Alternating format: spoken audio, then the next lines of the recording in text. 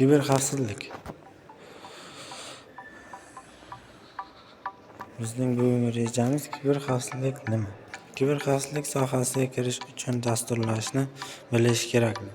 Kiberhujum kompyuter axborot tizimlari. Kiberhujum turi 3 turi. Kiberxavfsizlik bu tizimlar, tarmoqlar va dasturlarning raqamli hujumlardan himoya qilish uchun texnologiyalar, jarayonlar va amaliyotlardan foydalanish usuli. Kiberhujumlar ko'pincha nozik ma'lumotlar va ma'lumotlarni nishonga oladi va bu ma'lumotlarga kirish orqali kiberjinoyatchilar foydalanuvchilar va kompaniyalardan pul undiradilar, oddiy jarayonlarni to'xtatadilar va butun saytlarni o'chirib tashlaydilar. Kiberxavfsizlik nima uchun muhim? Kiberxavfsizlik bugungi kunda har qanday biznesda eng muhim jihatlardan biridir. Buning sababi hukumatlar, moliyaviy korporatsiyalar. Xavfsizlik nima uchun muhim? Kiberxavfsizlik bugungi kunda har qanday biznesning eng muhim jihatlaridan biridir. Buning sababi hukumatlar, moliyaviy korporatsiyalar va kompaniyalar deyarli boshqa tashkilot kompyuterlar va qurilmaning katta hajmdagi ma'lumotlarni to'playdi. Agar 2013-yilda aprel oyida xakerlar Arabiyaga hujum qildi va dastlabki hisobotda aytilishicha 3 millionga yaqin shifrlangan mijozning kredit karta yozuvlari va boshqa foydalanuvchilar uchun login ma'lumotlar o'g'irlandi.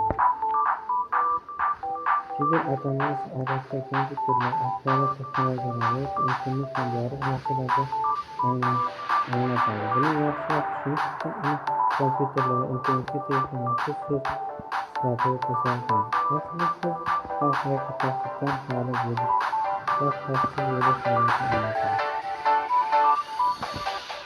Kiberxavfsizlik sohasiga kirish uchun dasturlashni bilish kerakmi? Siz endigina kiberxavfsizlik sohasiga qadam qo'yayotganingizda dasturlash ilmini mukammal bilishingiz zarur emas. Ammo keyinchalik bu soha bilan astoydil shug'ullana boshlashingiz sizga albatta dasturlashni o'rganish hamda bilim talab etiladi. Chunki shunday murakkab kiberjinoyatlar mavjud, ularni oldini olish yoki qarshi turish uchun siz professional dasturchi bo'lishingiz shart. Axborot xavfsizligini ta'minlash markazi 2013-yilda Infosys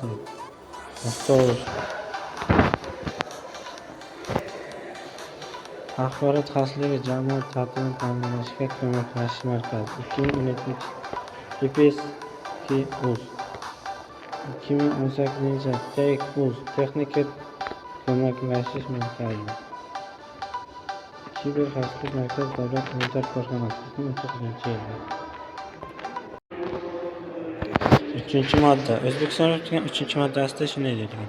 Asosiy tushunchalar. Ushbu qonunda O'zbekiston Respublikasi 3-moddasida shunday deyilgan. Ushbu qonun quyida asosiy tushunchalar qo'llaniladi. Axborotlashtirish obyekti turli darajada va maqsaddagi axborot tizimlari, telekommunikatsiya tarmoqlari, kiberjinoyatchilik, axborotni egallash, uni o'zgartirish, yo'q qilish yoki axborotlar tizimlari va resurslarni ishdan chiqarish maqsadida kibermakonda dasturiy ta'minot texnika vositalaridan foydalangan holda amalga oshiriladigan jinoyatlar yig'indisi. Kibermakon axborot texnologiyalar yordamida yaratilgan virtual muhit. 2024-yilda may oyida O'zbekistonda uz-domen veb-saytlarida 6,6 milliondan ortiq kiberhujumlar amalga oshirildi. Texnologiyalar davrida jinoyatchilar pul mablag'lari maxfiy o'z shaxslari oshkor qilmasdan to'g'ridan-to'g'ri foydalanish va ushbu bilan birgalikda anonimlik saqlab qolish imkoniga ega.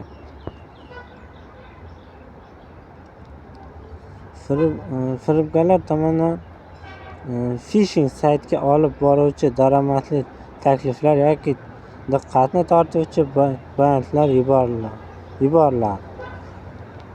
Jabrlanuvchi ushbu xushxabarni ko'rgach, shoshilinch xavflilik hissi bilan havla orqali saytga kirishga harakat qiladi. Firibgarlar jabrlanuvchining barcha ma'lumotlarini qo'lga kiritib, buzg'unchi qo'lga kiritilgan ma'lumotlar orqali original veb-saytdan foydalanadi. Kiberhujum kompyuter axborot tizimlari, kompyuter tarmoqlari, infratuzilmalar yoki shaxsiy kompyuter qurilmalariga qaratilgan har qanday hujumkor manyovr. Hujumni amalga oshiruvchi shaxs, ma'lumotlar va funksiyalar yoki tizimning boshqa kirish cheklangan joylarida ruxsatsiz potensial ravishda yomon niyat kirishga harakat qiladi. Kontekstga qarab kiberhujumlar kiberurush yoki kiberterrorizm bir qismi sifatida tavsiflashni mumkin. Kiberhujum tizimga ruxsatsiz buzib kirish orqali mo'ljallangan nishonni o'g'irlash, o'zgartirish yoki qo'lga yo'q qilish. Bu turdagi hujumlar shaxsiy kompyuterda josuslik dasturlarini o'rnatilishi tortib, davlat infratuzilmalarini butkul yo'q qilishga urinish kabi maqsadlar sodir etadi. Kiberterrorchilik bu tahdid yoki qo'rqitish orqali internetdan foydalangan holda siyosiy yoki mafkuraviy muvaffaqiyatga erishish maqsadida uyushtiriluvchi kiberhujumlardir. Kompyuter viruslari, kompyuterlar qurlash, phishing zararli dasturlari, operat usullari, dasturlash skriptlari kabi vositalar yordamida kompyuter tarmoqlarini, xususan internet ulangan shaxsiy kompyuterlarni qasddan keng miqyosda buzish harakatlari internet terrorizm ko'rinishida bo'lishi mumkin.